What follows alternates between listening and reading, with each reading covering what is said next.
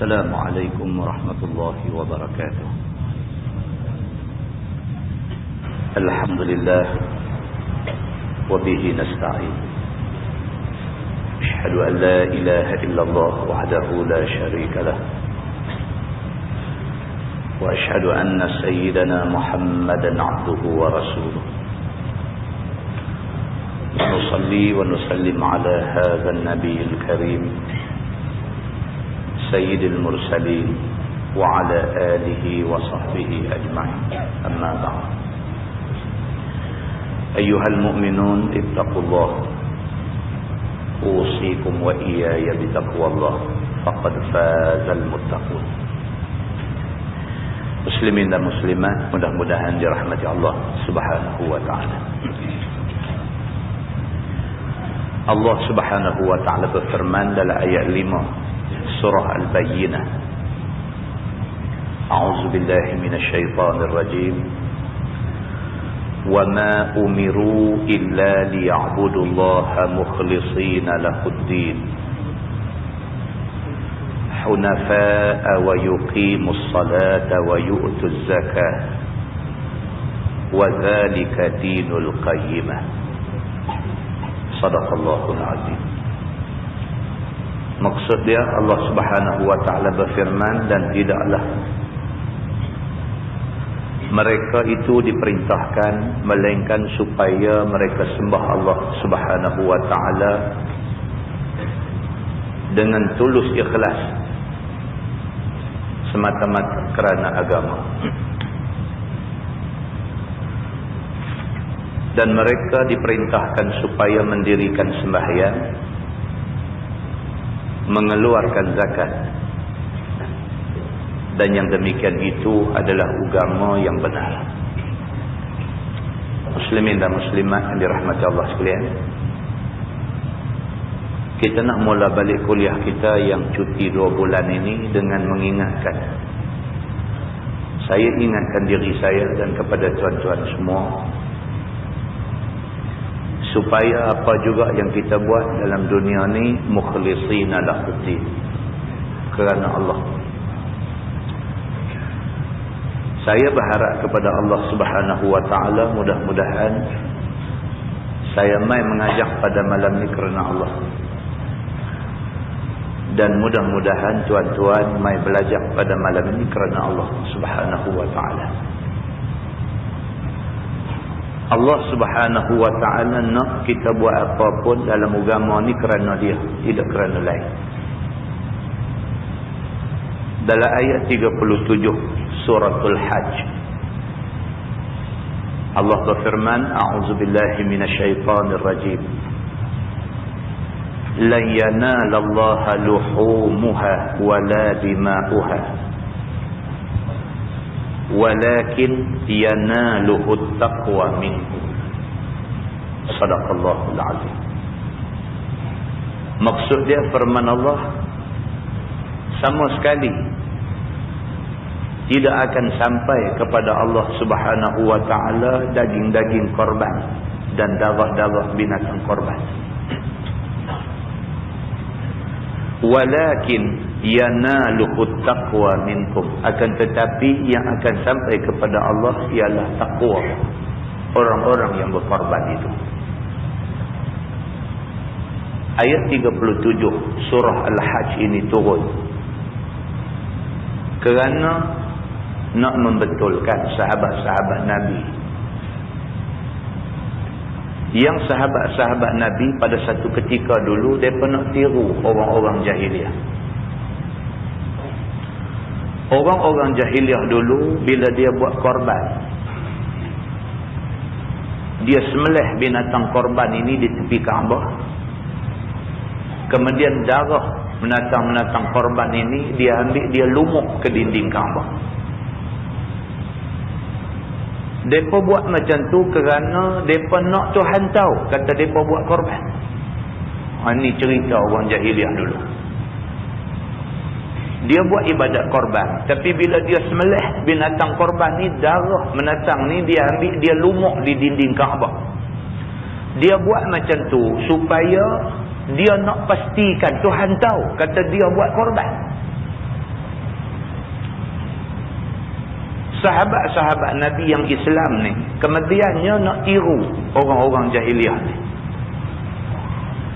Bila mereka korbankan binatang, mereka sembelih binatang ni di tepi Kaabah, mereka ambil darah binatang ni nak pergi lumuk dinding Kaabah.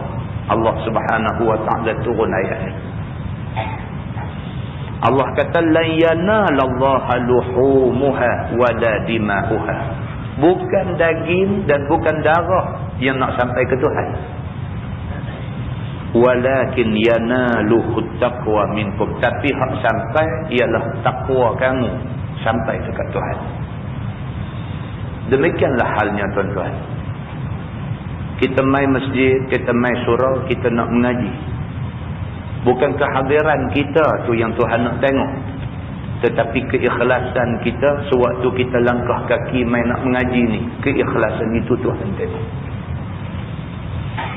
Di dalam sebuah hadis riwayat daripada Ummul Mukminin Ummi Abdillah Aisyah radhiyallahu anha, kata dia, qala Rasulullah sallallahu alaihi wasallam yaghzu jayshul Ka'bah fa idza kanu bi bayda'a min al-'ard yukhsafu bi awwalihim wa akhirihim. Qalat qultu ya Rasulullah kaifa yukhsafu bi awwalihim wa akhirihim wa fihim aswaquhum wa man laysa minhum. Qala an-nabi sallallahu alaihi wasallam yukhsafu bi awwalihim wa akhirihim thumma yub'athuna ala niyyatihim aw kama qala muttafaqun alaih. Isteri Nabi Aisyah radhiyallahu anha, Sayyidatina Aisyah ni dia tak ada anak. Tapi dalam hadis ni dia sebut, dia kata an ummil mu'minin, kemudian dia kata ummi Abdillah, daripada ummil mu'minin. Isteri Nabi semua dia panggil ummul mu'minin, mak kepada orang-orang yang beriman. Orang perempuan yang kahwin dengan Nabi, siapa pun tak boleh kahwin dengan mereka selepas wafat Nabi. Sebab orang perempuan yang kahwin dengan Nabi jadi mak kepada orang Islam. Mak, anak tak boleh kahwin dengan mak. Aisyah radhiyallahu anha ni disebut Ummul Mukminin kerana dia isteri Nabi. Kemudian dia sebut pula Ummi Abdillah, mak kepada Abdillah, sedangkan Aisyah tak ada anak. Abdillah yang dimaksudkan di sini ialah Abdullah bin Zubair, anak angkat Aisyah yang merupakan anak penakan Aisyah. Aisyah ambil anak penakan bela buat anak. Maka disebut Aisyah ni dengan nama Ummi Abdillah, mak kepada Abdillah, sedangkan Abdillah tu anak angkat dia sebenarnya. Aisyah radhiyallahu anha pada satu hari dia menceritakan, kata dia pada satu hari Nabi sallallahu alaihi wasallam bersabda. Nabi kata yaghzu jayshul Ka'bah. Nabi kata dulu jadi satu peristiwa. Satu kumpulan tentera nak pergi serang, nak pergi peruntuh Kaabah. Fa idza kanu bi bayda'a min al-ard. Ketika rombongan yang pergi nak serang, nak runtuh Kaabah ni sampai pada satu kawasan lapang. Pasukan yang nak pergi peruntuh Kaabah ni sampai di satu kawasan padang yang lapang, yukhsafu bi awwalihim wa akhirihim. Tiba-tiba semua mereka ni ditelan bumi. Ada satu rombongan. Dalam rombongan tu ada pasukan tentera yang mereka ni bertujuan nak pergi peruntuh Kaabah. Sampai di satu tempat tanah lapang, sampai di situ dengan kehendak Allah Subhanahu wa taala bumi telan pasukan ni. Bi awwalihim wa akhirihim, daripada hak duk depan sekali sampai hak duk belakang sekali, semua kena telan bumi. Begitu. Bila Nabi sallallahu alaihi wasallam cerita macam tu, Aisyah tanya Nabi. Aisyah kata, ya Rasulullah, kaifa yukhsafu bi awwalihim wa akhirihim wa fihim aswaquhum wa man laysa fihim. Aisyah radhiyallahu anha dia tanya Nabi. Dia kata, ya Rasulullah, pasal apa bumi telan semua sekali? Pasal apa bumi telan daripada orang hak depan sekali sampai orang hak belakang sekali? Pasal apa bumi telan semua sekali? Sedangkan dalam rombongan tu bukan semuanya tentera hak nak pergi peruntuh Kaabah. Wa fihim aswaquhum, di dalam rombongan tu ada juga pedagang. Aswaq maksudnya orang yang menyaga. Mereka duduk dalam rombongan tu. Cuma dalam rombongan tu bercampur. Ada hak memang niat nak pergi peruntuh Kaabah. Ada sebahagian niat nak tumpang rombongan tu. Kerana dia nak pergi ke Mekah, nak menyaga di sana. Tapi yang bumi pergi telan semua sekali. Sampai orang hak tak ada niat nak peruntuh Kaabah pun kena telan juga. Ni pasal apa? Wa man laysa minhum, dan ada juga di dalam kumpulan tu yang tak ada niat langsung nak pergi peruntuh Kaabah pun kena telan bumi juga. Pasal apa jadi macam tu? Qala Nabi sallallahu alaihi wasallam, Nabi jawab. Nabi kata, yukhsafu bi awwalihim wa akhirihim thumma yub'atsuna ala niyyatihim. Nabi kata, apa pun semua kena telan bumi dulu. Esok ni Allah bangkitkan mereka di padang mahsyar ala niyatihim, atas niat-niat mereka. Oleh kerana dia pergi duduk sepuk dengan orang hak niat nak pergi peruntuh Kaabah, kena dulu. Esok kira lain. Kalau sekiranya dia tak ada niat nak pergi peruntuh Kaabah, mudah-mudahan waktu dibangkitkan pada hari Yaumul Ba'ts, hari kebangkitan esok ni, mudah-mudahan kalau niat dia baik, dia tak dihukum seperti mana hukum yang kena kepada orang yang niat nak peruntuh Kaabah. Muslimin dan muslimat yang dirahmati Allah sekalian, hadis itu muttafaqun alaih. Sepakat ulama kata itu hadis sahih. Daripada hadis ini dapat kita faham bahawa niat kita penting, tuan-tuan. Kalau niat kita ni nak cari ilmu, mudah-mudahan dengan ilmu ni kita boleh perbetul mana-mana yang tak betul. Mudah-mudahan Allah makbulkan niat baik kita, kita dapat jadi manusia yang boleh perbetul mana-mana yang tak betul. Tapi kalau niat kita mengaji ni kerana nak pandai, mudah-mudahan dengan pandai tu kita boleh pergi tunjuk pandai depan orang, boleh pergi perbodoh orang, maka sia-sialah mengaji kita ini.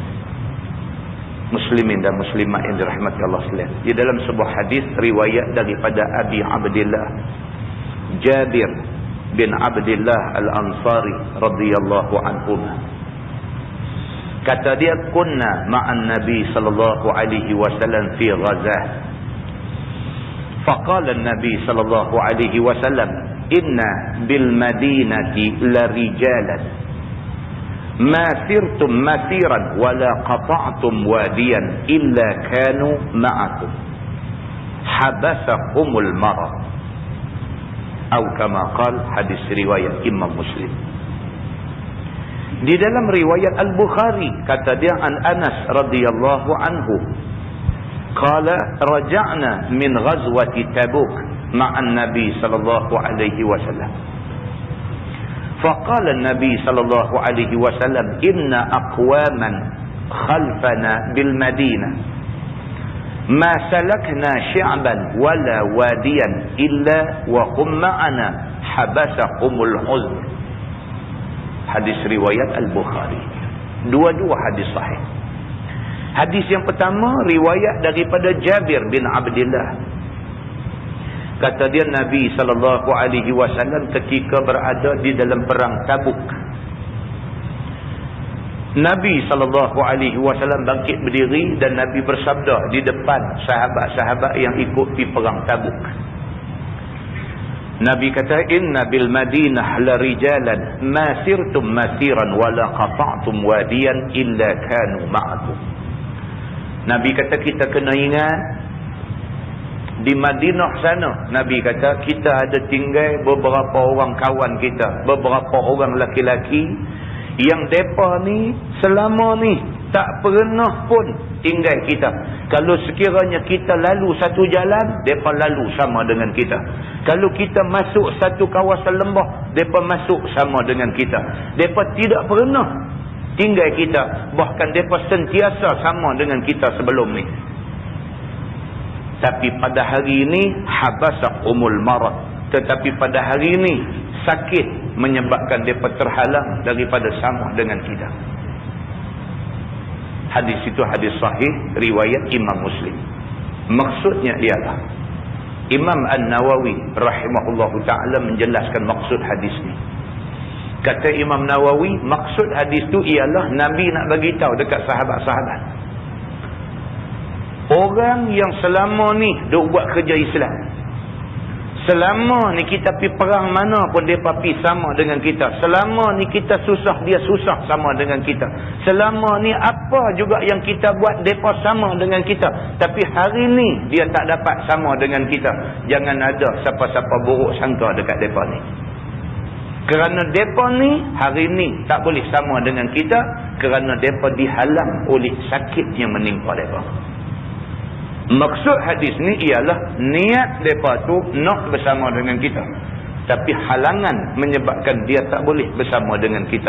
Mereka dianggap seperti bersama dengan kita, walaupun tak ada sama dengan kita. Di dalam hadis riwayat Bukhari pula kata dia, Anas radhiyallahu anhu menceritakan, Raja'na min ghazwati Tabuk ma'an Nabi sallallahu alaihi wasallam. Anas bin Malik kata, kami balik daripada perang Tabuk sama dengan Nabi. Nabi SAW bangkit berdiri bersabda di depan orang semua. Nabi kata, inna aqwaman khalfana bil Madinah. Nabi kata, sesungguhnya ada satu kumpulan, ada satu kaum, kawan-kawan kita yang mereka ni duk ada di Madinah, tak ikut kita pergi berperang. Ma salakna sya'ban wala wadiyan illa wa hum ma'ana. Yang selama ni mana kita pi depa pi, hari ni aja depa tak leh sama dengan kita. Habasahumul uzru, mereka terhalang oleh uzur. Mereka dapat pahala macam kita dapat pada hari ini. Hadis itu hadis sahih riwayat Al-Bukhari. Muslimin dan muslimat yang dirahmati Allah. Kesimpulannya ialah tuan-tuan, kalau kita niat ikhlas, Allah saja yang tahu niat kita. Kalau kita tidak ikhlas, Allah tahu niat kita. Saya pesan diri saya dan kepada tuan-tuan semua, marilah kita sama-sama ikhlaskan niat kita. Kita nak mula balik mengaji ni, biarlah kita sama-sama ikhlas di dalam nak menuntut ilmu Allah Subhanahu wa taala. Mudah-mudahan ilmu ni dapat membetulkan kita daripada silap-silap kita. Mudah-mudahan mukadimah itu memberi manfaat kepada kita semua, insya-Allah. Kita menggunakan tafsir Nurul Ihsan juzuk 4, jilid 4.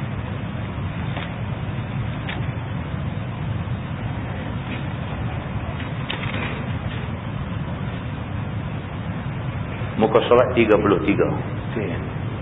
33.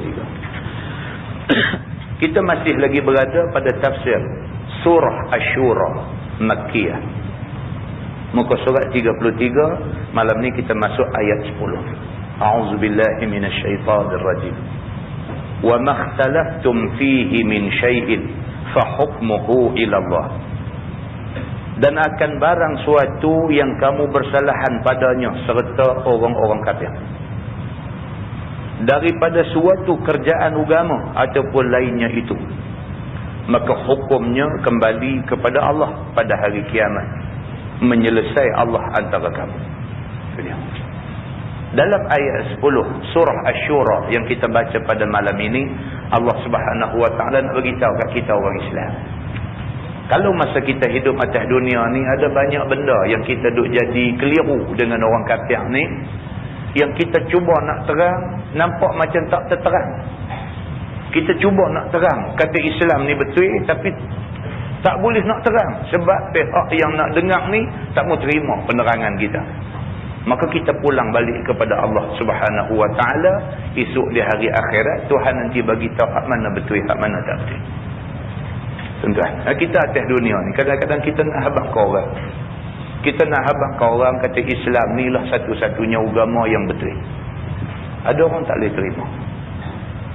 Dia tak boleh terima sudah bila dia duk kata Islam ni lagu mana lah.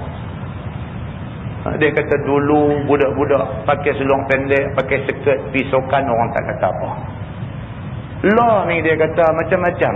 Pakai seluar pendek tak boleh, pakai skirt tak boleh. Ni semua ni dia kata punca daripada guru-guru agama. Ada orang kata macam tu. Dia tak reti tuan-tuan. Dia tak reti. Bukan guru agama kata. Allah Subhanahu Wa Taala kata. Guru agama tolong habaq apa yang Allah Subhanahu Wa Taala kata. Ini masalahnya. Kadang-kadang bila dia main satu peringkat rosot, kita nak terang tak boleh. Sebab pihak yang satu lagi tak mau dengar penerangan. Itu masalah dia. Maka kita pulang benda ni balik kepada Allah Subhanahu Wa Taala. Dalam ayat ni Tuhan kata fa hukmuhu ilallah. Lah balik kepada Allah. Allah akan bagi tahu siapa betul, siapa tak betul. Begitu. Baik, dia kata olehmu ya Muhammad kepada mereka ini. Zalikumullahu rabbi. Bermula yang demikian itu. Yakni yang menghukum pada hari kiamat itu ialah Allah, Tuhan aku yang Maha Besar.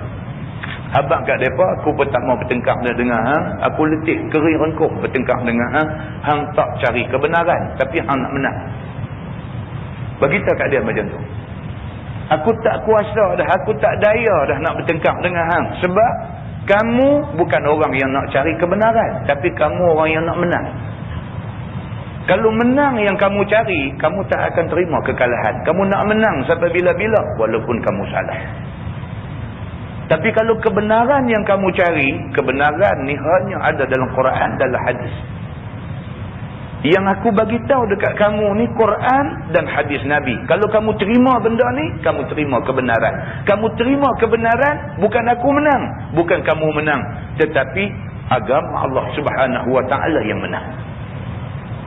Kita habaq kat dia, hak kita duk kata ni zalikumullahu rabbi. Allah Subhanahu Wa Taala itu Tuhan aku. Dia akan menentukan siapa betul sebenar-benarnya antara kita. Firman Allah, alaihi tawakkaltu wa ilaihi unib. Atasnya lah, yakni atas Allah jua aku tawakal, bergantung, dan kepadanya aku kembali. Kita ni kok mana cerita apa satu hari balik ke Tuhan tu juga. Nabi Muhammad pun balik menghadap Allah, Abu Jahal pun menghadap Allah. Kita hari ni pun balik menghadap Allah Subhanahu Wa Taala. Orang hak tak mau Islam, tak mau Quran, tak mau hadis pun mati balik menghadap Allah Subhanahu Wa Taala. Maka kita hendaklah bertawakal kepada Allah, wa ilaihi unib, dan kepadanya kita kembali. Firman Allah, fatirus samawati wal ard. Tuhan yang menjadi 7 langit dan bumi dengan tiada contoh. Yang kata Allah Subhanahu Wa Taala Tuhan kita tu, langit 7 lapis dia yang buat.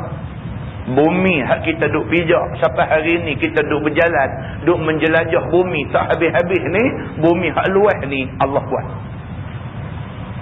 Allah ni hak aku duk cerita kata Allah ni dia buat semua.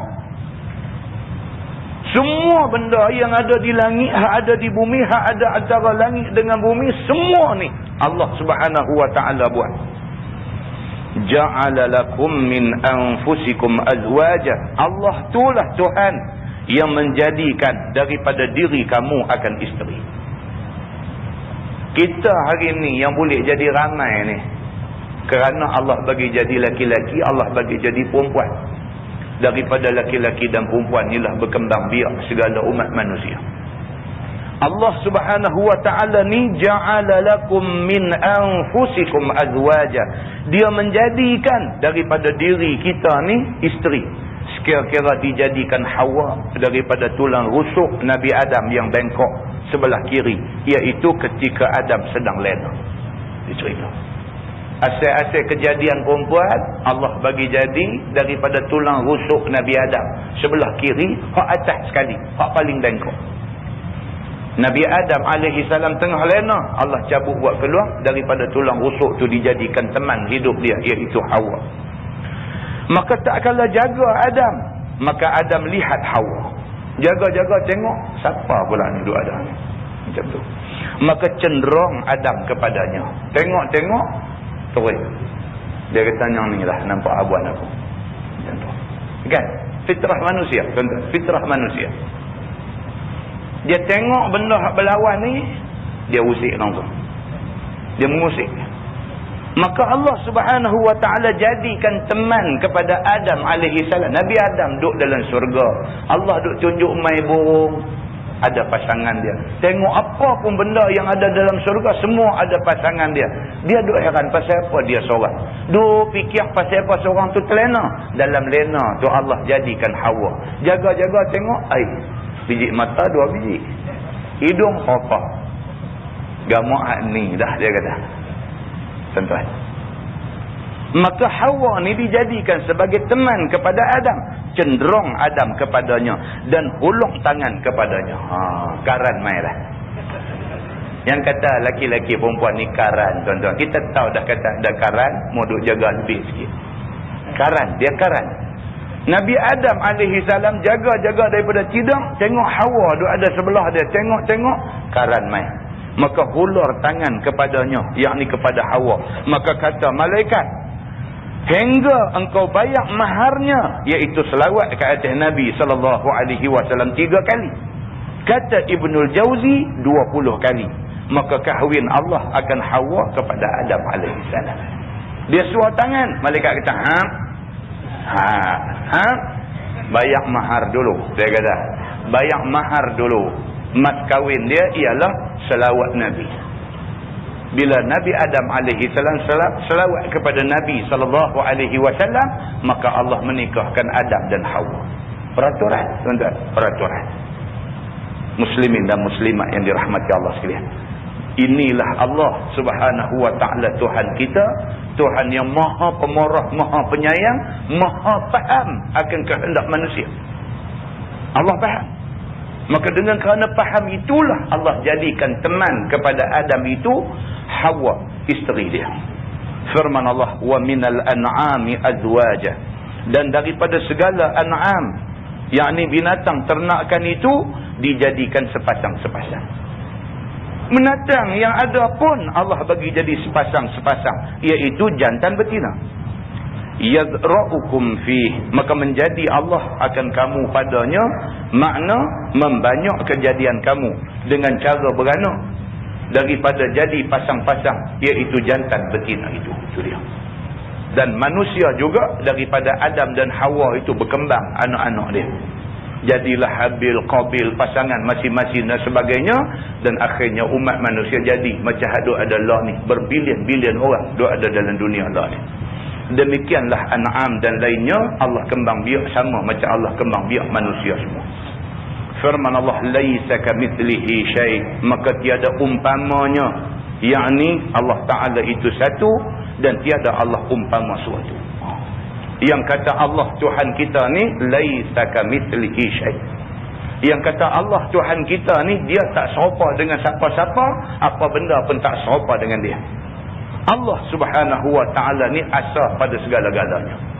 Firman Allah, wa huwas sami'ul basir, dan dialah Tuhan, ia amat mendengar bagi segala perkataan, lagi amat melihat bagi segala perbuatan. Allah Subhanahu wa ta'ala Tuhan kita ni, kita kata apa pun Tuhan dengar. Bisikkan dalam hati kita, Tuhan dengar. Apatah lagi benda hak kita buat, Tuhan tahu semua sekali. Dan semua benda ni hak kita buat, hak kita kata, hak kita teringat dalam hati dan sebagainya, semua ni akan diminta kita bertanggungjawab di depan Allah Subhanahu wa ta'ala di hari akhirat esok. Tuan-tuan, yang ni kena ingat. Yang ni kena ingat. Kita ni dosa kering ni cukup banyak. Kita ni dosa kering cukup banyak. Yang kata manusia ni kalau betul-betul tak pelihara diri dia, dosa kering cukup banyak. Tengok satu benda ya, zap, dia lintah dalam hati. Lintah tu lintah tak elok. Ni yang kata manusia ni. Tengok satu benda ya, tengok ya, dia lintah dalam hati. Lintah tu bukan lintah elok, lintah tak elok. Maka dosa kita, dosa ni kita kena jawab di depan Allah Subhanahu wa ta'ala di hari akhirat esok. Firman Allah, lahu maqalidus samawati wal ardh. Maka milik bagi Allah segala anak kunci khazanah 7 lapis langit dan bumi ni. Semua benda yang ada di langit, di bumi, apa semua ni adalah khazanah Tuhan. Dan kunci kepada khazanah ni Tuhan pegang. Itu maksud dia. Kata dia daripada hujan dan tumbuh-tumbuhan dan lain daripada keduanya. Semua duk ada tangan Tuhan. Ni hujan ada turun ni, Tuhan punya kuasa. Hujan ada turun ni sampai kita tak tahu dah bila musim kemarau ni bila. Tak tahu. Hujan ni ingat-ingat daripada 5-6 bulan lepas hujan sampai lah ni. Tak nampak cara macam nak kemarau. Tak tahu ni hujan ni betul-betul nak berakhir bila. Kita tengok, ni panas 2 hari ni, dia ingat nak main takut kemarau ni. Panggil orang main cat rumah, baru cat kat jalan, dia hujan turun. Kan? Tu tak usah cerita, puak ada pergi basuh kereta lagi. Ada kan satu punca dia pergi basuh kereta. Lepas basuh kereta, tak ada tengah jam hujan, kata basah lokal. Elok basah pi sampai satu tempat kering pula. Lori tanah merah pula dia tabung tanah merah atas kereta. Kena. Dia kata dajjal. Betul dia kata. Dia marah siapa? Dia marah lori tanah merah ke? Dia marah siapa? Saja aja aku bayang RM7 dia kata. Tentang taklif macam tu. Allah Subhanahu wa ta'ala Tuhan yang menurunkan hujan. Allah Subhanahu wa ta'ala Tuhan yang memegang kunci khazanah yang ada di atas muka bumi ini. Maka di antara yang kata khazanah itu ialah hujan dan tumbuh-tumbuhan dan lain daripada keduanya. Semua ni khazanah Allah Subhanahu wa ta'ala. Firman Allah, yabsutur rizqa liman yasha' wa yaqdir. Maka meluah Allah akan rezeki bagi mereka yang dikehendaki sebagai cubaan akan dia. Itu dia. Di kalangan manusia ni yang hidup di atas muka bumi ni, di kalangan manusia ni ada manusia yang Allah buka pintu rezeki dekat dia. Di kalangan kita manusia ni, ada di kalangan kita ni Allah buka pintu rezeki dekat dia. Menjadi aja buat apa pun. Terai menyaga, menjadi, apa juga menjadi belaka. Allah buka pintu rezeki dekat dia. Maka buka pintu rezeki itu cuba akan dia. Dia kata itu adalah ujian Tuhan dekat dia. Baik. Dia kata dan menyempit bagi mereka yang dikehendaki bala akan dia. Ada pula orang Allah sempitkan pintu rezeki dia. Cuba apa pun tak mau jadi. Terai menyaga tak jadi, masak sedap, buka kedai makan tak laku, dia tak mau jadi. Pandai bercakap berkoming, terai tengok terlibat dalam direct selling. Kan? Pi duk bawa barang, pi kempen orang duk habang tapawai, dia pusing belakang, dia kata tipu dia kata tak jalan. Allah menyempit pintu rezeki bagi dia. Maka orang-orang yang macam ni balak bagi dia. Dia kata itu Allah nak uji dia. Dia kata maka tiadalah luas ataupun sempit rezeki itu kerana kasih atau benci. Hanya kerana cuba dan ujian. Adakah syukur ataupun tidak. Manusia ni kalau dia terai apa pun tak mau jadi, jangan kata Tuhan benci dia. Tuhan tak benci dia. Manusia ni kalau dia buat apa pun jadi, dia jangan duk juah, duk berasa macam manakah, jangan. Bukan kerana dia istimewa tang-tang mana. Sebaliknya, murah rezeki dengan sempit rezeki ini ujian Allah Subhanahu wa ta'ala pada manusia.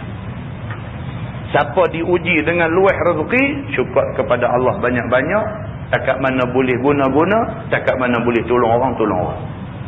Hak mana yang Allah uji dengan sempit rezeki, jangan sampai dia hilang pertimbangan, sampai nak marah Allah Subhanahu wa ta'ala dan sebagainya. Allah Subhanahu wa ta'ala pesan benda-benda macam ni dalam Quran yang kita baca ni. Firman Allah, innahu bikulli syai'in alim. Bahwasanya Allah Ta'ala dengan tiap-tiap sesuatu itu amat ketahui, sama ada ijmal ataupun tafsir. Allah tahu segala-gala. Sama ada tahu secara umum ataupun Allah tahu detail. Allah tahu segala-galanya. Firman Allah, syara'a lakum minad din ma wassa bihi Nuhan wallazi auhayna ilaik. Telah mensyara' Allah bagi kamu umat Muhammad daripada agama itu barang yang wasiat Allah dengan dia akan Nabi Allah Nuh alaihi salam, dan yang kami wahyi kepada engkau, yakni telah telah menyata dan menjelaskan Allah dan menjalan akan jalan yang terang daripada agama, maka dikehendaki dengan iqamatuddin ataupun diri agama itu ialah tauhid Allah dan iman dengan dia dan beriman dengan segala kitabnya dan segala rasulnya dan hari yang akhir dan taat Allah Subhanahu wa taala pada suruh dan pada segala keduanya. Itu dia. Dalam ayat ni Allah Subhanahu wa taala nak habaq ke kita, syara'a lakum minad din ma wassa bihi nuhan wallazi auhayna ilaik. Ni agama Islam yang Allah syariatkan dekat kita lah ni adalah agama yang sama yang Allah syariatkan kepada Nabi Allah Nuh alaihi salam dulu. Tuan-tuan, nabi-nabi dulu ajak umat dia sama macam Nabi Muhammad ajak kita. Sama aja. Apa dia yang sama tu? Yang pertama, mentauhidkan Allah. Daripada Nabi Adam alaihi salam dulu sampailah kepada Nabi Muhammad sallallahu alaihi wasallam. Semua nabi ajak umat sama aja. Allah satu aja. Allah Tuhan yang besar. Sama aja. Tidak ada satu nabi yang mai ke umat dia habaq kata Tuhan ni ada lebih daripada satu. Sama. Benda-benda baik yang Nabi Muhammad suruh kita buat, nabi-nabi dulu pun suruh umat dia buat. Suruh benar, suruh kita ni jangan khianat, suruh kita ni jadi orang yang suka tolong orang dan sebagainya. Hak mana yang Nabi Muhammad ajak kita, hak itulah nabi-nabi dulu ajak umat-umat zaman dia. Maka syariat yang turun dekat kita ni sama macam syariat yang turun kepada nabi-nabi yang dahulu. Cuma syariat yang turun dekat kita paling lengkap berbanding dengan syariat yang turun kepada nabi-nabi yang dahulu. Kata dia, maka Nuh itu awal anbiya yang empunya syariat. Nabi Nuh orang yang mula-mula terima syariat. Kata dia, makna kami wasiat akan dikau wahai Muhammad dan akan Nuh agama yang satu pada usuluddin, iaitu tauhid Allah. Sama. Nabi Nuh pun dalam Quran dia kata apa? Da'autu qaumi lailan wa nahara falam yazidhum du'ai illa firara. Nabi Nuh kata, aku seru kaum aku ni malam dan siang, tapi mereka tak terima seruan aku ni, bahkan mereka lari daripada aku. Nabi Nuh seru kaum dia apa? Seru supaya sembah Allah Tuhan yang esa. Sama aja. Pakat tak mau percaya dekat Nabi Nuh alaihi salam. Begitu. Dia kata satu pada usuluddin, iaitu tauhid Allah dan iman kepada Allah dan sembahyang dan zakat dan puasa dan haji dan benar dan sempurna janji dan tunai amanah orang dan hubung silaturahim dan haram berlaku kufur dan haram bunuh orang dan haram zina dan haram menyakiti sesama makhluk. Ini sekaliannya semacam pada segala anbiya. Dia kata, itu dia. Sama aja. Nabi Nuh alaihi salam dulu pun suruh macam Nabi Muhammad suruh juga. Nabi Muhammad suruh kita semayang, Nabi Nuh suruh kita semayang. Nabi Nuh suruh umat dia semayang. Nabi Muhammad suruh kita keluar zakat. Zaman Nabi Nuh, zaman Nabi-Nabi apa dulu ni, ada zakat zaman mereka. Cuma tak sama cara, tapi ada zakat tu. Nabi-Nabi dulu suruh umat-umat dia supaya benar. Bila bercakap benar, berkelakuan secara benar. Nabi-Nabi yang kemudian sampai Nabi Muhammad pun suruh kita supaya benar. Suruh sempurna janji, suruh tunai amanah, suruh jaga hubungan silaturahim. Sama aja daripada dulu sampai lah ni. Maka syariat yang diturunkan kepada Nabi Muhammad sama macam syariat yang diturunkan kepada nabi-nabi sebelum Nabi Muhammad sallallahu alaihi wasallam. Cuma beza dia, hak turun ke Nabi Muhammad ni paling sempurna. Yang tu saja. Firman Allah, "Wa ma wassayna bihi Ibrahim wa Musa wa Isa." Dan barang yang kami wasiat dengannya akan Ibrahim dan Musa dan Isa alaihi wassalam. Semua sekali terima mesej yang sama. Firman Allah, "An aqimuddin," bahawa diri oleh kamu akan agama. Tu yang Allah suruh. Suruh supaya semua orang Islam aqimuddin, agama nombor satu. Dirikan agama di atas muka bumi.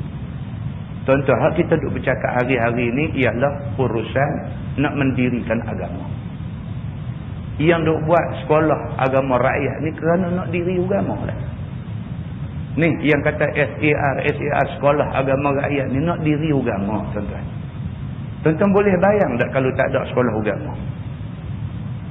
Ni cara sekolah agama duk ada banyak ni, lebih-lebih lagi belah Perak ni, Parit Buntang bawah pi Bagan Serai. Berapa banyak sekolah agama rakyat duk ada. Dalam banyak sekolah agama rakyat ni pun tuan-tuan tak menang kepung. Hak duk puh kala rambut ni pun ramai juga. Tuan bayangkan kalau tak ada lagu mana? Tuan-tuan, dalam kita duk buat kuliah bulanan, mengajar di masjid, mengajar ni surau ni pun orang tak kuasa bukan sikit lagi duk ada. Tuan-tuan boleh bayangkan kalau tak boleh mengajar di masjid, di surau, apa nak jadi ke masyarakat kita? Bukan soal nak lawan siapa. Soalnya kita nak suarakan benda baik. Benda baik jangan duk buat apa-apa. Tu saja cerita dia. Tu saja cerita dia. Cerita dia benda-benda ni semua adalah perintah Allah. Nak dirikan agama. Anak kita tuan-tuan, kalau mengaji tak pandai tapi semayang tak tinggal, kita boleh sujud syukur pada Allah. Tapi kalau kita ada anak mengaji pandai, jadi engineer terkenal dan sebagainya, sampai pergi kerja dengan syarikat di peringkat antarabangsa dan sebagainya, Allah pun dia tak kenal. Semayang pun dia tak reti. Dari dia tak pernah dia letak nak sujud, nak membesarkan Allah Tuhan yang duk bagi segala macam nikmat dekat dia. Anak apa yang kita nak ada? Tuan-tuan, benda ni renung elok-elok. Ketepikan semua soal-soal lain, ketepikan. Fikir soal agama kita. Allah Subhanahu Wa Taala nak suruh kita fikir benda-benda macam ni. Nabi bukan Nabi Muhammad sallallahu alaihi wasallam saja, daripada nabi-nabi dulu Allah Subhanahu Wa Taala perintahkan supaya aqimuddin, supaya mendirikan agama Allah Subhanahu Wa Taala di atas muka bumi. Maka dikehendaki dengan diri agama ialah membetulkan segala rukunnya dan pelihara daripada sembahyang, daripada simpang kepada kufur dan syirik ataupun murtad. Yang kata diri agama tu ialah kita nak jaga orang-orang Islam ni.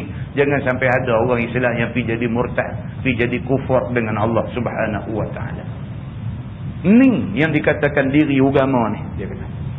Seperti mana Nasara daripada sangat kasih kepada Nabi Isa sampai kata Isa anak Allah. Dia nak tergelincang ni tuan-tuan, bukan dia gaduh. Bukan gaduh banyak, sikit aja. Asal-asal orang Nasara ni apa masalah dia? Nasara ni asal-asal dia cukup bagus. Depa taat dengan ajaran Injil. Asal-asal Nasara ni. Nasara ni maksudnya pembantu. Depa ni Nasara, maksudnya depa ni nak membantu Nabi Isa alaihi salam. Terlampau sangat sayang Nabi Isa ni sampai satu peringkat kata Nabi Isa anak Tuhan. Sama. Islam tak suruh sampai macam tu. Terlampau sangat. Terlampau sangat sayang Nabi itu bagus. Tapi sayang terlampau sampai kata Nabi Isa pergi jadi anak Tuhan. Karut. Tuan-tuan, dalam agama ni dia tak bagi kita melampau dalam apa pun. Dia tak bagi. Itu sebab dia kata wa khairul umur awsatuha. Sebaik-baik perkara ialah yang sederhana, yang pertengahan. Jangan melampau. Kita dengan satu kawan kita baik, jangan terlampau baik. Terlampau baik sekali lagi jadi masalah. Dia putih-putih sahabat tu sampai tak mau nak tengok muka. Dia jadi macam tu. Baik pada kadar saudara se-Islam. Jangan sampai baik sampai kawan kita buat salah, kita kata tak salah. Itu Islam dah tak mau macam tu. Kawan-kawan salah-salah. Punyalah nak kawan, punya baik, punya rapat. Sampai dia buat salah, kita cover dia. Kita kata dia tak salah. Islam tak suruh macam tu. Nampak? Ni Islam. Macam mana orang Nasara punya sayang Nabi Isa, sayang Nabi. Ni bagus. Dia punya sayang, dia kata Nabi Isa anak Tuhan. Dah jadi sesat. Bukan setakat salah, sesat daripada agama yang benar. Dia jadi macam tu. Kemudian dia kata pula di situ, seperti mana Nasara pada mulanya sangat kasih Nabi Isa sampai kata Isa anak Allah.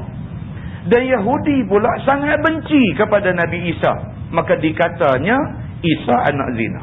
Ni pula satu terlampau juga. Yahudi. Dia agama dulu daripada Nabi Isa. Yahudi. No, zaman Nabi Musa. No, mereka ni ikut kitab Taurat. Kitab Taurat mai dulu daripada kitab Injil. Jadi mereka ni fanatik. Mereka ta'asub kepada ajaran Taurat. Bila mai Injil, tak boleh terima Injil. Tak boleh terima Injil tu satu bab. Oleh kerana Nabi Isa yang bawa Injil, mereka benci Nabi Isa. Nampak? Ini unsur-unsur kemelampauan yang agama tak mahu. Oleh kerana terlampau sangat nak jaga Taurat ni, bila main Injil, dia tak boleh terima Injil. Dia tolak Injil. Dia tolak Injil satu bab. Dia marah dekat Nabi yang membawa Injil ni. Dia marah dekat Nabi Isa. Terlampau punya marah dekat Nabi Isa, depalah orang yang buat cerita. Kata Nabi Isa ni anak zina. Dia kata Maryam tu berzina. Tak ada pak mana boleh beranak. Dia tak terima. Kata Nabi Isa alaihi salam ini anak Maryam. Dia dilahirkan dengan kebesaran Allah Subhanahu wa taala. Dia tak boleh terima. Terlampau sangat benci kepada Nabi Isa sampai ke peringkat dituduhnya Nabi Isa itu anak zina. Maka kedua-dua ni, Nasara baik, Yahudi baik, sudah menyimpang daripada agama Islam. Itu dia. Yang ni kita kena ambil ingat. Yang ni kena ambil ingat. Apapun kita kena reason. Kita benci dekat satu orang, jangan benci habis-habis. Jangan benci habis-habis. Pasal apa? Kita tak tahu. Takkah hari ni kita benci dia kerana dia buat jahat? Minggu depan Tuhan bagi hidayah dekat dia, dia jadi orang yang lebih baik daripada kita. Reason. Kita bukan boleh hukum kata dia ni masuk neraka. Tak boleh. Kita reason. Aku tak suka pasal dia buat benda tak elok ni. Bukan aku tak suka batang tubuh dia. Kita suka dekat orang pun reserve. Pasal apa? Pasal dia pun mungkin minggu depan, bulan depan dia tersilap boleh jadi. Dia tersilap, jangan ikut dia. Muslimin dan muslimat yang dirahmati Allah sekalian. Firman Allah, wala tafarraqu fihi, dan janganlah kamu berpecah-pecah padanya. Yakni pada agama yang usuluddin itu. Yakni agama yang Allah Subhanahu wa taala suruh segala anbiya dirikan itu.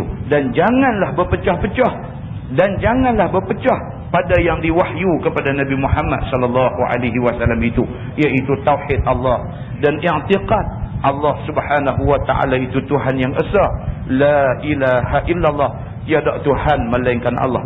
Dan adapun pada furu' maka tiada cedera berpecah-pecah padanya. Kerana tiap-tiap nabi lain-lain syariat dan jalan mereka itu. Itu dia. Benda asas tak boleh pecah. Dari segi nak menerima Quran sebagai perlembagaan, tak boleh pecah. Semua orang kena terima Quran perlembagaan ni, benda asas. Mesti kena terima. Benda-benda furu', benda-benda cabang, benda-benda yang bukan asas, boleh berlaku perselisihan pendapat di kalangan orang-orang ada. Boleh berlaku perselisihan pendapat, benda-benda khilaf di kalangan mazhab misalnya. Kalau dalam mazhab Syafi'i kata sentuh laki-laki perempuan yang halal kahwin batal wuduk. Mai mazhab Hambali pula dia kata kalau sentuh tanpa syahwat tidak batal wuduk. Boleh terima. Benda tu benda furu'. Tak jadi hal. Tidak jadi masalah kerana itu perselisihan pendapat dalam perkara-perkara cabang, perkara-perkara kecil. Tak jadi masalah. Oh tak payah sampai nak buat keluar parang pergi duduk bertakik pasal apa hang kata tak baca aku. Tak suruh macam tu. Yang tu benda furu', boleh berlaku. Tidak sama pendapat boleh berlaku. Tapi kalau dia kata Quran ni tak boleh pakai, hak ni tak boleh. Hak ni tak boleh sebab Quran sampai kiamat dia sesuai untuk dipakai. Ini beza dia. Ada benda yang kita boleh tolak ansur, ada benda tak boleh tolak ansur. Firman Allah Subhanahu wa taala, kabura 'alal musyrikin ma tad'uuhum ilai. Maka sangat besar masyaqqah maksudnya payah. Maka sangat besarlah kepayahan atas kafir musyrikin barang yang engkau seru mereka itu kepadanya daripada tauhid Allah, kerana mereka sembah asnam, tiada mau tinggalkannya. Ini masalah. Kita nak ajak orang yang duk sembah berhala, ajak sembah Allah, susah.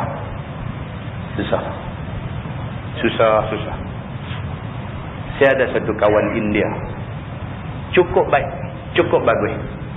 Duk cuba nak tarik dia nak ajak masuk Islam. Duk cuba, tak boleh. Pasal apa? Pasal dia mak dia bagi dia macam Tuhan. Tonton tengok dalam gambar Hindustan. Mereka dengan mak ni macam mana? Pegang kaki. Dia kira ambil restu mak. Apa pun pegang kaki. Dia bagi tahu kat saya. Dia kata dengan mak ni daripada dulu. Dia kata dia ingat-ingat dia cerdik-cerdik umur 10 tahun.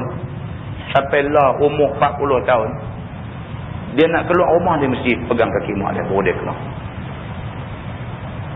Dia cuba sekali. Abang kat mak dia. Sekali dia abang kat mak dia. Kata dia ingat macam nak masuk Islam. Orang tua ni tak mau makan nasi lah. Tak mau makan nasi, tak mau minum, tak mau apa. Tak mau apa lah. Pasal dengar anak kata nak masuk Islam. Kan? Jadi anak ni macam mana? Tonton tengok dalam TV 1 ada tunjuk rancangan apa. Nur Hidayah ke apa ada satu rancangan. Saya tertengok satu hari tu. Lepas tu ambil ni saudara-saudara baru yang masuk Islam ni. Tonton tengok macam mana cerita. Kita tengok ketat dadah. Kita jadi ketat dadah. Kita tu tengok rancangan tu. Dia nak cerita macam mana dia mula dapat hidayah. Dia kata dia tak boleh dengar bunyi azan. Ada satu saya tengok yang baru dalam seminggu 2 hari. Dia kata dia tak boleh dengar. Dia kata bila dengar bunyi azan, dia jadi gelisah. Bukan gelisah pasal tak suka dengar. Gelisah pasal bunyi azan ni menyentuh dia. Satu, Allah nak bagi hidayah dekat dia. Yang kedua, mungkin Bilal yang bang tu, dia punya ikhlas Allah yang mengetahui. Bilal bin Rabah, sahabat Nabi dulu, bukan sedap. Azan dia tak sedap. Cuma suara dia kuat. Tapi azan Bilal ni, siapa dengar pun, kalau belum Islam, dia jadi kacau. Dia jadi nak masuk Islam. Keikhlasan Bilal bin Rabah. Tuan-tuan. Ini benda-benda macam ni kadang Tuhan dia bagi dekat orang-orang yang tak tentu siapa. Apa ada pada Bilal? Satu orang hamba kulit hitam. Tak ada apa. Masyarakat masa tu tak melihat Bilal ni satu orang yang istimewa. Tidak melihat Bilal ni satu orang yang perlu disanjung tinggi. Tidak ada rasa hormat kerana dia tak ada benda-benda keduniaan yang biasanya orang hormat. Kita ni biasa nak hormat orang pasal apa? Pasal kita tahu dia ada duit, dia kaya, dia ada pangkat, ada kedudukan, ada kuasa, boleh tolong kita. Kita orang macam ni, kita nanti lagu nak hormat lebih. Bila mai satu orang macam tak ada apa, kita ni tengok, tak tengok aja kat dia ni. Ini manusia. Bilal bin Rabah, orang tengok dia tak ada apa. Tapi Bilal bin Rabah ni, manusia yang orang tengok kata tak ada apa ni, Allah melihat dia sebagai satu manusia istimewa. Tengok ni yang Nur Hidayah apa rancangan cerita ni, dia duduk cerita, dia tak boleh. Dia dengar bunyi azan, dia tak boleh. Masa tu dia sekolah rendah lagi, dia kata dia dah sengak-sengak dia pergi amalkan cara hidup Islam. Dia pergi amalkan sengak-sengak. Mak dia dapat tahu, dia tak boleh cerita. Bila dia sebut kata mak dia dapat tahu, dia dah tak boleh cerita. Dia sengak. TV duk fokus muka dia, dia sengak. Sengak-sengak duk sebab royak. Royak mata deras turun. Tak boleh cakap. Tak boleh nak cakap. Mak tuan-tuan, siapa tak sayang mak? Mak tu balun dia. Pasal dia nak masuk Islam. Dia tak boleh cerita. Dia sebab. Dia tersepit antara hidayah Tuhan nak bagi ke dia dengan sayang dia dekat mak dia. Dia tersepit. Tuan-tuan, kita dengan mak ni tuan-tuan, kalau bini kita dah buat tahanan kat mak kita, kita bagi kata doa kat dia. Nak suruh aku pilih hang kan? Nak suruh aku pilih mak aku? Kita tanya banyak tu. Masak nasi pun jadi bubong lah lepas tu. Kan kita tak maulah benda ni. Soal aku dengan mak aku tak boleh kompromi benda ni. Mak aku mesti jaga dulu pada hang. Kita abang awal-awal lah. Jangan usik kedudukan istimewa mak aku dalam perlembagaan aku ni. Dia nak pergi bahasa tu juga. Kan? Jangan usik. Kedudukan istimewa mak aku, jangan usik. Aku sayang mak aku sayang hang. Tapi jangan usik keistimewaan dia. Kita abang dah. Awal-awal kita abang. Dan dia pun tak usik benda ni. Muslimin dan muslimat yang dirahmati Allah. Tiba-tiba mak lah sayang ni. Dia sepit dia. Macam mana? Teriak. Habis tak tahan. Kena. Dia lari keluar. Nasib baiklah ada kak dia seorang. Dia kata, kak dia lah bela dia. Kak dia. Tak masuk Islam. Tapi kak dia bela dia. Dia kata dan dia tak boleh lupa lah kak dia ni sampai bila-bila. Dia tak boleh lupa dia kata. Pasal apa? Bulan puasa, kak dia bangkit masak untuk makan sok.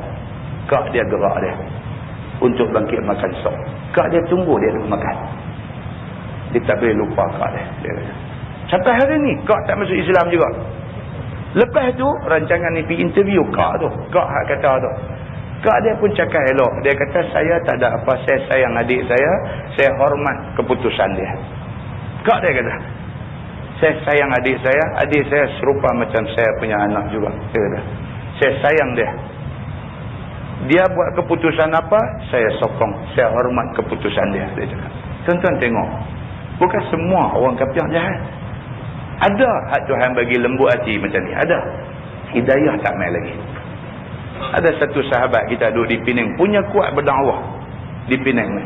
Dekat Masjid Kapitan Keling itu dia punya base, tempat dakwah dia.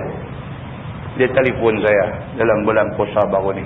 Telefon beritahu, dia kata, Ustaz, my father he passed away. Dia kata, bapa saya dah meninggal dunia. Saya pun kata, inna lillahi wa inna ilaihi rajiun. But Ustaz, dia kata, he passed away without the kalimah la ilaha illallah. Dia kata, pak saya mati, dia tak ada nak sebut la ilaha illallah. Dia kata. Tuan-tuan, hidayah tuan-tuan. Pak dia dengan dia cukup baik, cukup kelus, cukup kancing. Duk sebutlah, kata tengoklah satu hari macam mana. Duk nampak cantik. Tak ada tuan-tuan, Tuhan tak bagi. Tuhan tak bagi. Macam mana Abu Talib tu punya beralih balik kanan. Nabi kata, ya ammi qul la ilaha illallah. Balik sana duk cuit dia kata, hal targhabu an millati Abdul Muttalib. Dia beralih balik ni, ya ammi qul la ilaha illallah. Balik nu cuit, ya Aba Talib, hal targhabu an millati Abdul Muttalib. Dia ni duk nak pergi belah mana ni, nak pergi belah mana. Habis umur. Tuan-tuan bayang dah. Mahal ni hidayah hak Tuhan nak bagi ni cukup mahal. Nampak macam nak dapat, Tuhan tak bagi. Kita hak dapat dah tuan-tuan. Hak dapat dah ni dapat dah. Semayang waktu 5 kali sehari semalam dan sebagainya, dapat dah hidayah Tuhan. Nak perkemas aja hidayah ni, tentu kita boleh hidup buat cakap merosakkan agama kita. Apa nak jadi dengan kita? Muslimin dan muslimat yang dirahmati Allah sekalian. Inilah yang Allah sebut kabura 'alal musyrikin ma tad'uhum ilaih. Maka sangat besar payah ke atas kafir musyrikin barang yang engkau seru mereka kepadanya daripada tauhid Allah, kerana depa sembah asnam, tiada mau tinggalkan dia. Ni cerita dia. Bukan senang tuan-tuan, dia nak tinggal agama dia, nak mai Islam ni bukan senang. Bukan senang. Firman Allah, Allahu yajtabi ilaih man yasha wa yahdi ilaihi man yunib. Allah Subhanahu wa taala, Tuhan yang memilih kepadanya tauhid Allah itu mereka yang dikehendaki, dan hidayah kepadanya yakni tauhid itu mereka yang berhadap kepada taat Allah Subhanahu wa taala. Hidayah ni Tuhan bagi pada siapa dia nak bagi. Hidayah ni Tuhan bagi dekat siapa hak dia nak bagi. Bukan sikit kita jumpa tuan-tuan. Bapa ni punya bagus, Allah yang mengetahui. Punya bagus. Mengajinya bagus, amalkan Islamnya bagus, dermanya cukup bagus. Untuk Islam ni tengah malam pihak abang jadi. Bapa ni. Anak ni dengan seluar pendek duduk naik motor pasang lagu gunggang-gunggang. Ya Allah. Mutu pasang lagu. Kan? Naik kereta pasang lagu tu sebabnya mutu pasang lagu. Dengan buah gambar terkorak di motor. Ya Allah. Pak ni lain langsung lah. Dengan anak tu pak ni lain langsung. Tuan-tuan ingat pak ni macam mana? Bergerigih hati ni, menangis malam-malam minta tolong ke Tuhan. Dia tak tahu dah nak buat apa. Bangkit malam pukul 3, pukul 4, tiap-tiap malam bangkit. Semayang, minta dekat Tuhan. Minta, ya Allah, buka pintu hati anak aku ni bagi mau agama aja. Yang tu aja minta.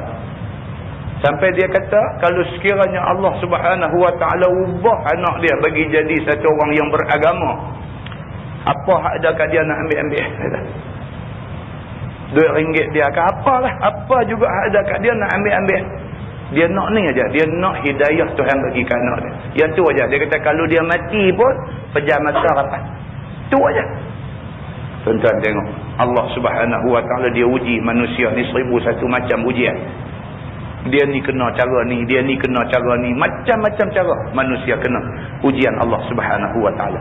Firman Allah, wa ma tafarraqu illa min ba'di ma ja'ahumul ilm baghyan bainahum.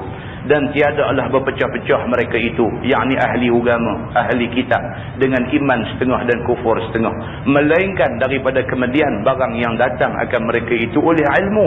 Ketahui mereka itu makna tauhid Allah, iaitu wajib ikut Rasul dan ikut Quran. Kerana hasad antara mereka itu, kafir-kafir tadi, sebab mereka sangka jadi hina yang mengikut, mulia yang diikut. Itu dia. Yang kata orang-orang kafir musyrikin ni, apa masalah mereka ni? Mereka ni awal-awal tahu dah kata Nabi Muhammad akan bangkit sebagai Nabi penghabis. Tahu dah. Pasal apa kata tahu dah? Pasal ahli kitab, kalau dia baca Taurat, dalam Taurat sebut kebangkitan Nabi akhir zaman, nama dia Ahmad. Dia kata. Geng Nasara yang kata orang-orang Kristian ni, dalam Injil sebut dah bahawa selepas Nabi Isa akan ada satu Nabi, nama dia Muhammad. Dalam satu lagi tulis, nama dia Ahmad juga. Mereka tahu dah akan ada satu Nabi, dan Nabi ni akan jadi Nabi penghabis, Nabi akhir zaman, nama dia Ahmad ataupun Muhammad. Mereka tahu dah. Pasal apa yang mereka tak boleh terima bila Nabi Muhammad dibangkitkan jadi Nabi? Pasal apa mereka tak boleh terima? Sedangkan Buhairah, tuan-tuan pernah dengar nama dia? Satu orang yang alim, ahli kitab dan sebagainya. Bila sahaja Nabi Muhammad masa tu umur belasan tahun, pergi meniaga di Syam dengan pak menakan dia. Bila sampai di sana, Buhairah ni daripada jauh, dia duduk tengok Nabi Muhammad yang masa tu umur belas-belas ada. Dia duduk tengok tu, dia dah tahu dah, ini ahli kitab, tuan-tuan. Dia memang ahli sungguh, dia faham sungguh Taurat dan juga Injil ni, dia faham. Dia tengok Nabi masa kecil tu, dia dah tahu dah. Dia panggil Abu Talib. Siapa ni budak ni? Abu Talib kata, anak penakan aku. Terus dia pegang baju Nabi, dia tarik buka tengok atas bau. Tengok-tengok ada tanda kenabian pada bau Nabi sallallahu alaihi wasallam. Buhairah terus kata dekat Abu Talib. Dia kata, wahai Abu Talib, kamu bawa balik anak penakan kamu ni. Kamu tak usah menjaga hari ni. Kamu bawa balik dia. Dia ni akan jadi Nabi akhir zaman. Kaum dia akan memusuhi dia. Dia akan dihalau oleh kaum dia. Abu Talib terus tanya Buhairah, hantar mana benda ni? Dia kata, dalam kitab ada menceritakan tentang benda ni. Tahu dah. Tahu dah tentang benda ni. Kemudiannya ahli-ahli kitab lain tak mau terima Nabi Muhammad sebagai Nabi akhir zaman. Pasal apa? Dia kata baghyan bainahu. Semata-mata kerana dengki, hasad yang ada dalam hati mereka tu. Mereka tak mau terima Nabi Muhammad jadi Nabi kerana Nabi Muhammad tidak daripada keturunan Yahudi, tetapi daripada keturunan Arab, bukan keturunan mereka. Maka kerana tu tak mau terima Nabi Muhammad sallallahu alaihi wasallam. Macam itulah berlaku dalam masyarakat lah ni. Sama. Tuan-tuan ingat tuan-tuan lah, orang Islam lah ni tahu tak kata menolak Quran tu membawa padah kepada dia? Tahu. Mana ada orang Islam hari ni yang kata tak tahu? Dia tahu kata Quran ni tak boleh tolak. Dia tahu. Dan dia mendakwa kata dia pun ikut Quran, dia tak tolak Quran. Dalam dia duk dakwa kata ikut Quran tu, kita baca satu ayat dalam Quran yang dia tak setuju ayat tu, dia terus tak mau terima. Dia tahu kata dia kena terima, tapi kita heran pasal apa dia tak boleh terima. Heran. Apa satu benda yang menyebabkan dia jadi tak boleh terima, sedangkan dia mengaku sangat-sangat dia nak terima. Muslimin dan muslimat yang dirahmati Allah sekalian. Firman Allah, walaula kalimatun sabaqat min rabbik ila ajalin musamma laqudiya bainahum. Dan jika tiada ada kalimah yang telah lalu daripada Tuhan engkau ya Muhammad, iaitu dengan takhir azab kepada masa yang ditetapkan, iaitu hari kiamat, nescaya dihukum antara mereka itu dengan azab kafir-kafir di atas dunia. Itu dia. Tuhan kata, kalau tidak kerana aku dah janji awal dah, mereka ni aku akan balas di hari kiamat esok. Kalau tak kerana ada janji itu, aku nak balas mereka lah ni. Tuhan kata. Itu maksud dia. Ni, tengok ke engkar mereka ni kepada Quran dengan hadis Nabi ni. Tengok ke engkar ni, Tuhan kata kalau tak kerana aku janji dah, kata esok, akhirat esok baru nak balas. Kalau tak kerana janji tu, lah ni aku nak balas mereka ni. Tuhan kata macam tu.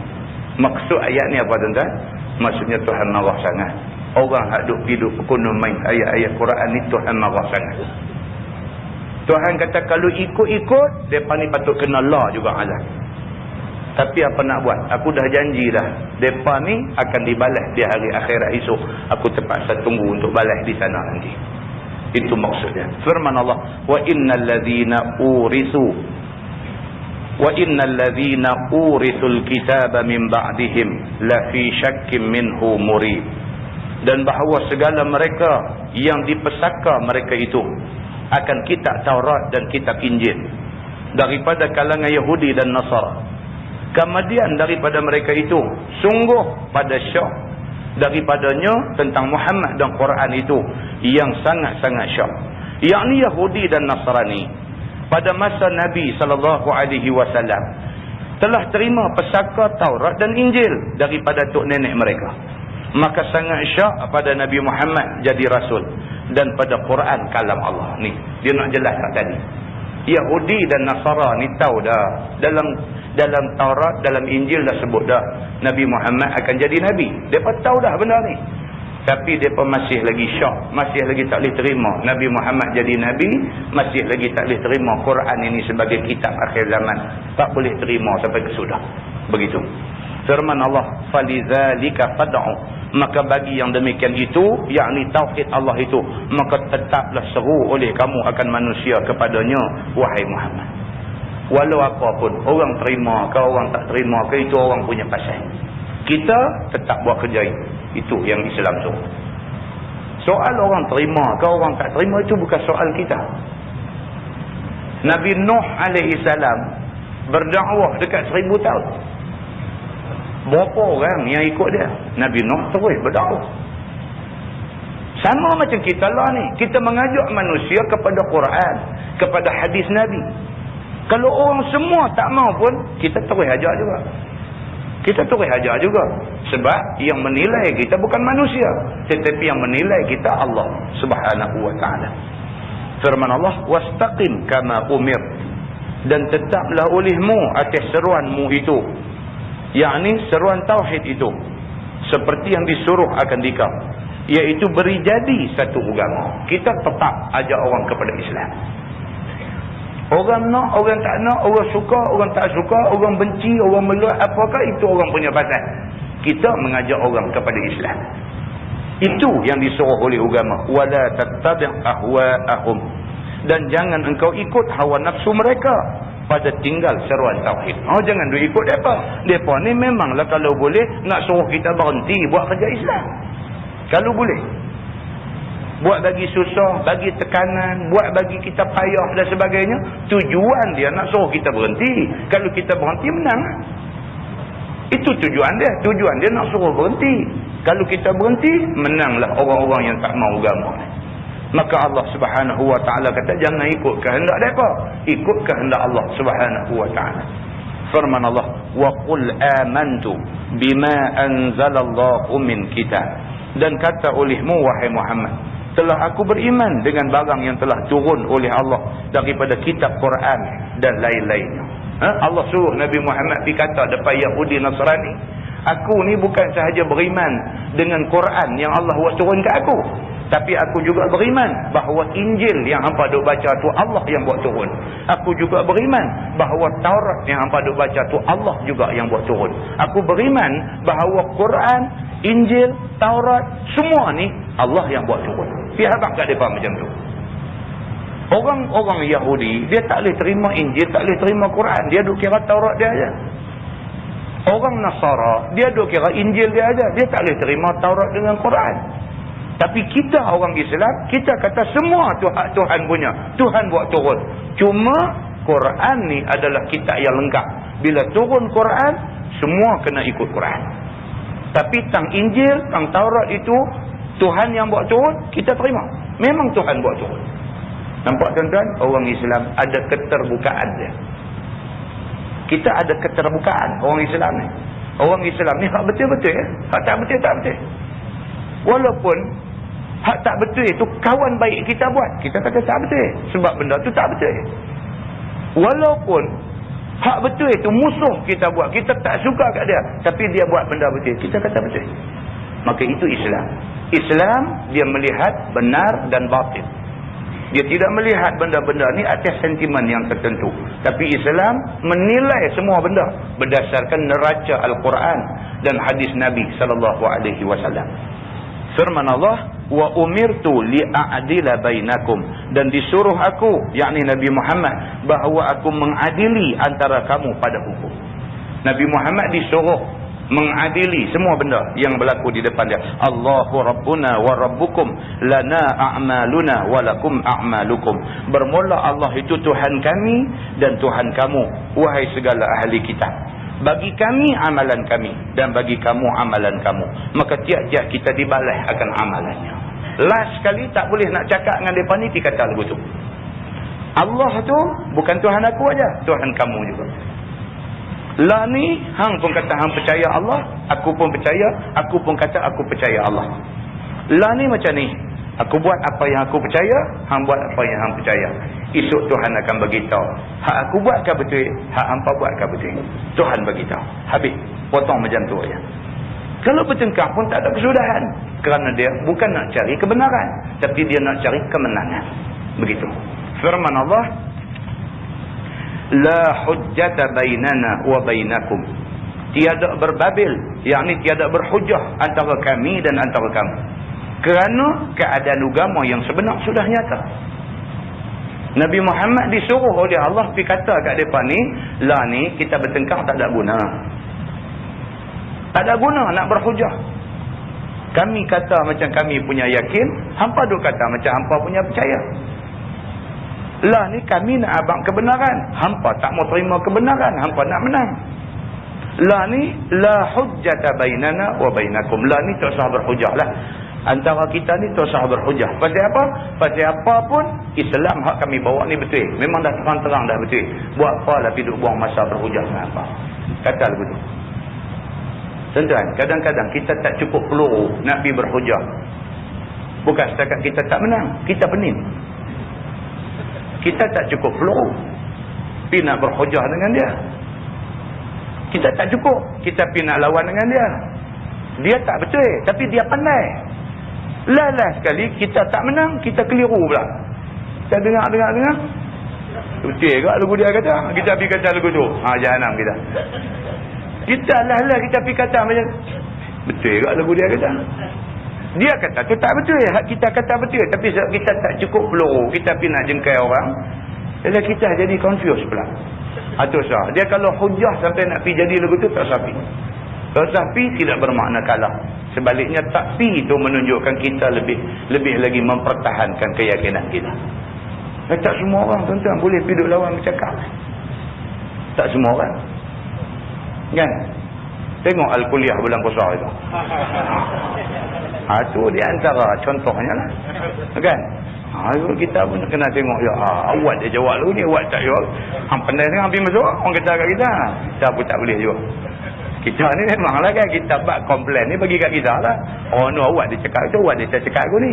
Awak dia jawab lagu tu, awak dia tak jawab lagu ni. Apa lah dia pergi kata lagu. Macam kita ni pandai sangat. Tolak kita tidur tu tak cakap langsung. Tidur senyum, ya habis sejam macam tu aja. Kan? Berhujah ni bukan semua orang. Bukan semua orang yang boleh berhujah ni.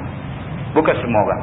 Maka dengan kerana itu Islam kata la hujjata bainana wa bainakum. Kadang-kadang tidak perlu berhujah antara kita dengan kamu, tak payah hujah. Pasal apa? Pasal kita Islam dah memang terang-terang dah betul. Tak payah hujah pun kita memang betul. Lah ni lagu ni lah. Kamu nak ikut mai, tak mau ikut sudah. Senang macam tu. Firman Allah, Allahu yajma'u bainana. Allah Ta'ala Tuhan yang menghimpun antara kita sekalian di mahsyar. Satu tempat bagi selesai segala hukuman. Dimasuk dalam syurga orang yang ikut agama dan dimasuk ke dalam neraka mereka yang tiada ikut agama. Itu dia. Penghabis sekali esok kita berhimpun satu tempat. Semua. Bukan orang Malaysia saja. Satu dunia Daripada Nabi Adam sampai orang yang penghabis sekali lahir atas muka bumi ni sebelum kiamat. Semua sekali berhimpun satu tempat. Semua sekali berhimpun satu tempat. Masa itulah masa di mana orang yang betul-betul benar akan diselamatkan oleh Allah Subhanahu Wa Taala, orang yang salah akan kena. Hari ni tuan-tuan, orang Islam ni duk nampak salah saja. Salah saja. Boleh duk sakit hati, duk cakang lantai gitu, tak boleh buat apa. Kan? Tak boleh buat apa. Sakit hati ni lama sangat dah. Kan? Kita bawa isu kata orang Islam ganas. Lah isu tu makan diri kita. Kita yang bawa isu kata ada orang Islam ganas. Lah isu tu makan kita. Lah ni dia pukul borong aja. Dia kira semua sekali pengganas. Nampak? Tak bagus tuan-tuan. Kita pergi buka cerita-cerita tak elok kita di depan musuh kita. Kita tahu dah Yahudi, Nasara ni sampai kiamat. Lan tarda ankal Yahud walan Nasara. Mereka tak reda dengan kita. Buat apalah kita pergi cari satu isu yang nak tunjuk kata kita bersama dengan mereka dalam isu ni. Tak perlu. Tak perlu. Kan? Akhirnya apa jadi? Lah ni makan diri kita. Dia pukul borong. Semua negara orang Islam ada. Semua negara ni ada pengganas. Dia kata. Habis kita. Muslimin dan muslimah yang dirahmati Allah sekalian. Islam tak mahu kita buat kerja yang akhirnya kerja tu akan memudaratkan kita sendiri. Firman Allah, wa ilaihil masir, dan kepadanya tempat kembali, sama ada syurga ataupun neraka. Kita last sekali sama ada masuk syurga ataupun masuk neraka. Wallahu a'lam. Mudah-mudahan tuan-tuan Allah golongkan kita dalam golongan yang mendapat keredaan Allah. Allah pelihara kita dalam golongan orang-orang yang sentiasa mendapat petunjuk Allah. Mudah-mudahan dengan itu kita tidak sesat sampai bila-bila insya-Allah. Wallahu a'lam. Lepas ini kita sambung ayat walladzina yuhajjuna fillah min ba'di mastujibalah. Dan bermula segala mereka yang lawan berhujah akan Nabi tentang agama Allah daripada kemudian barang yang dimustajab baginya dengan diikut oleh manusia beriman kerana zahir mukjizatnya. Mereka itu ialah Yahudi dan sebagainya. Lepas ini dia nak cerita orang-orang jahat yang berhujah dengan Nabi, yang cuba nak kata Islam ni tak betul. Nabi akan kata Islam ni betul. Wallahu a'lam.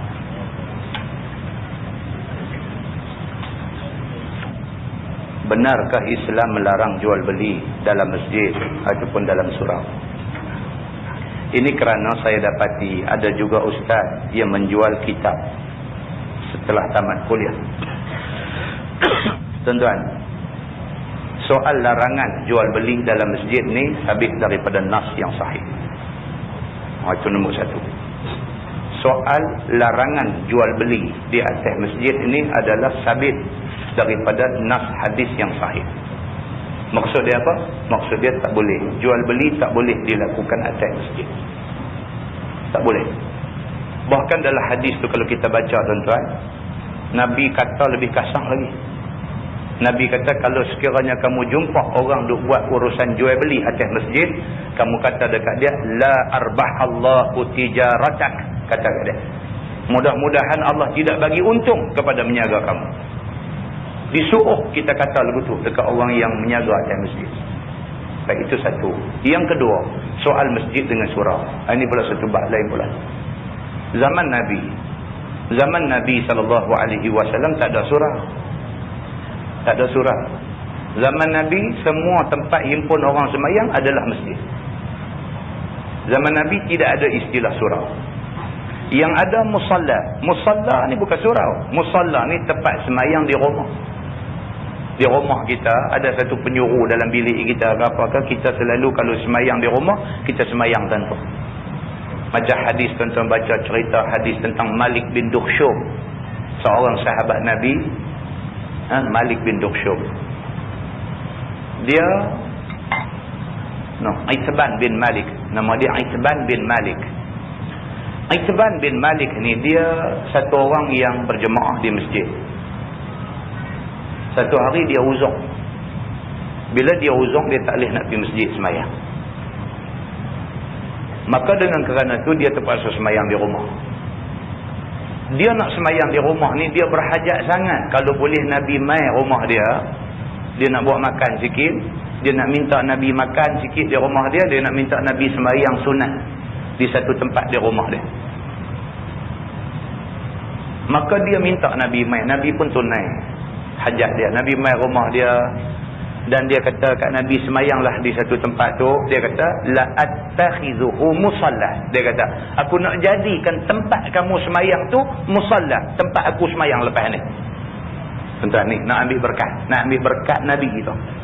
Suruh Nabi semayang dan tu tempat Nabi semayang tu dia nak jadikan tempat dia semayang.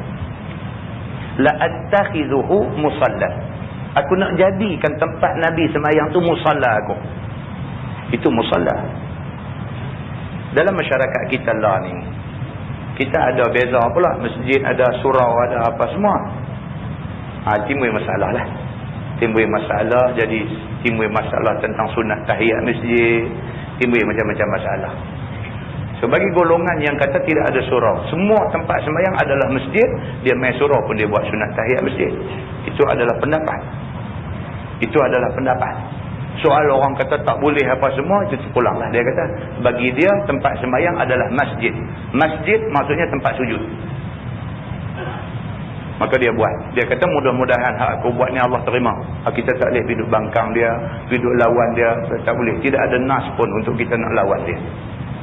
Cuma di kalangan ulama yang hidup zaman kita ni, dia membezakan masjid dengan surau. Maka di masjid macam ni peraturan dia, di surau macam ni.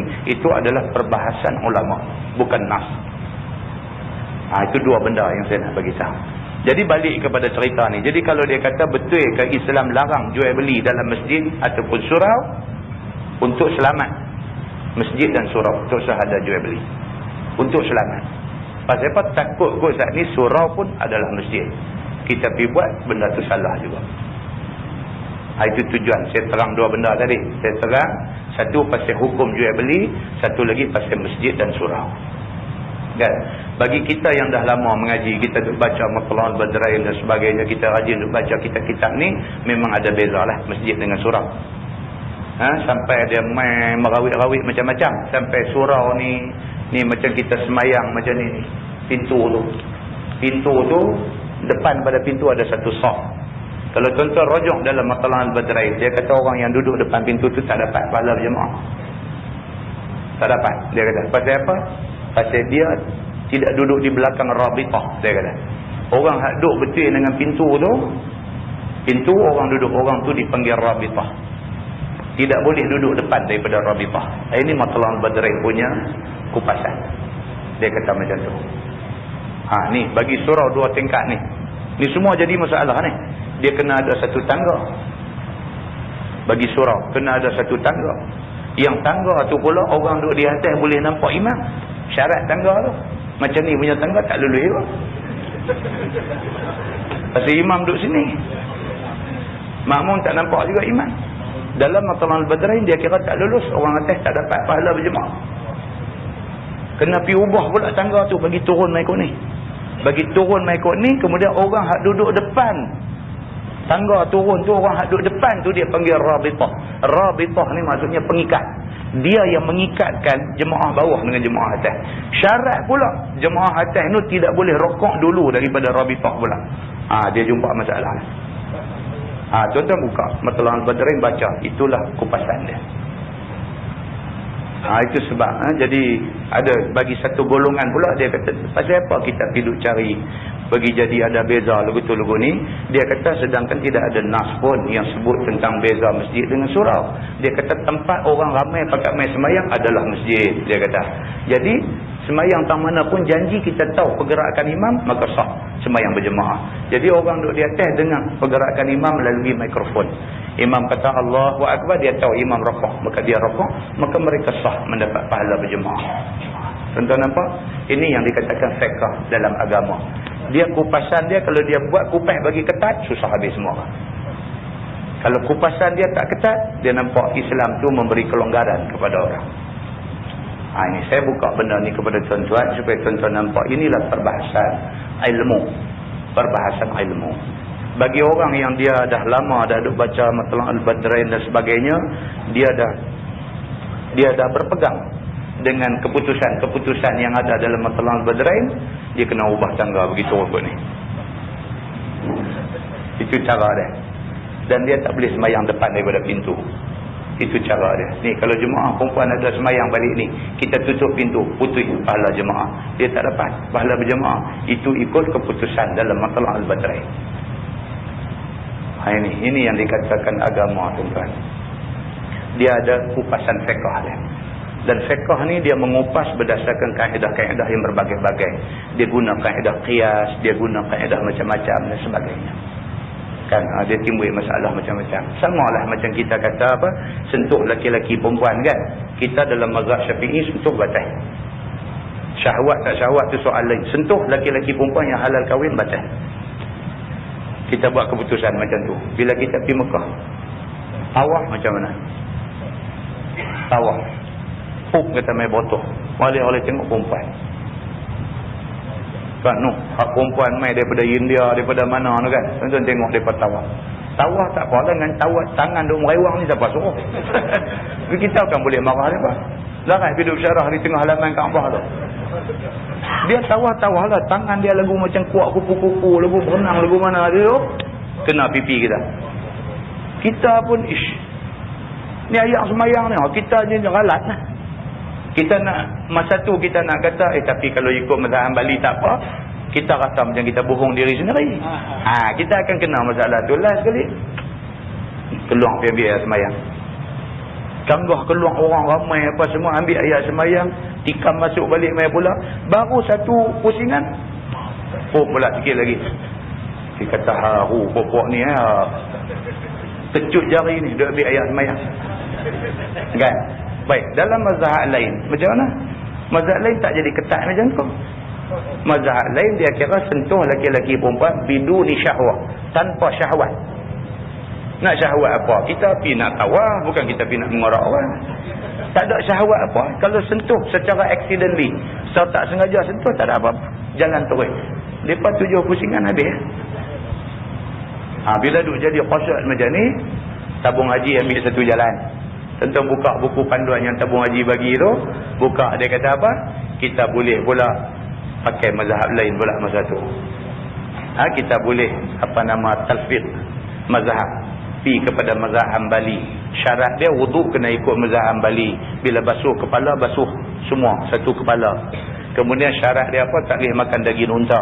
Kalau makan daging unta batal wuduk dan sebagainya. Boleh pula hidup pindah-pindah mazhab masa tu. Jadi orang putih kata double standard. Di satu ketika kita ni cengeng sangat sampai tak boleh. Tapi di satu ketika kita boleh pula kan. Jadi orang kata apa Tok Haji ni? Kan? Dia pergi semayang. Tu imam terlupa baca qunut. Weh, mufaraqah. Mana punya imam mazhab apa dia tak baca qunut? Mufaraqah. Keluar daripada semayang berimam ni.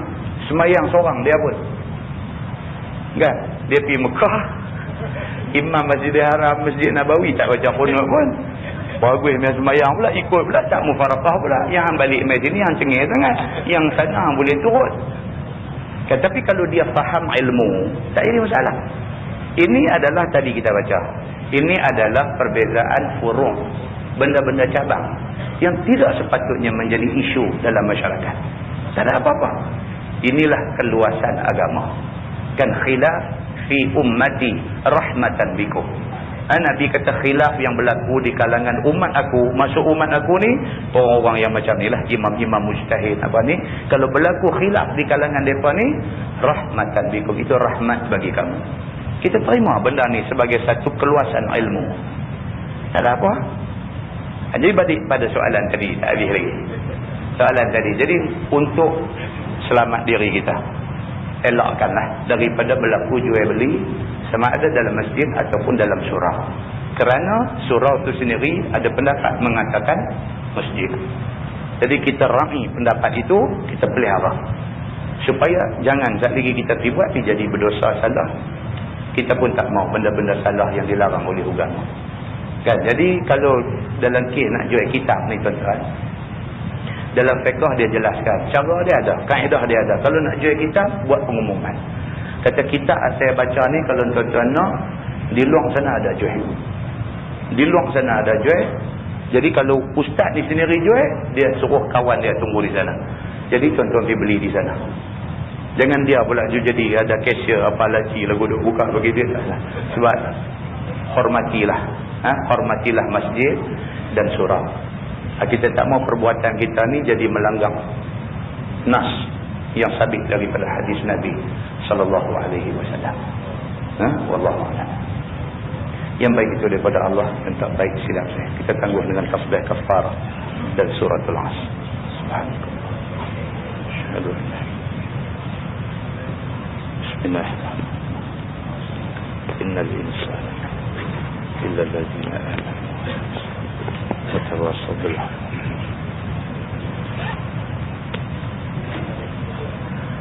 اللهم صل على محمد في الأولين والآخرين وسلم رضي الله تبارك وتعالى عن سادتنا أصحاب سيدنا رسول الله أجمعين. بسم الله الرحمن الرحيم. الحمد لله رب العالمين حمدا يوافي نعمه ويكافئ مزيدا. يا ربنا لك الحمد كما ينبغي لجلال وجهك الكريم وعظيم سلطانك. رضينا بالله ربا وبالإسلام دينا وبمحمد نبيا ورسولا. اللهم افتح علينا فتوح العارفين وارزقنا فهم النبيين بجاه خاتم المرسلين. اللهم فقهنا في الدين وعلمنا التأويل واهدنا صراطك المستقيم. اللهم أرنا الحق حقا وارزقنا اتباعه وأرنا الباطل باطلا وارزقنا اجتنابه.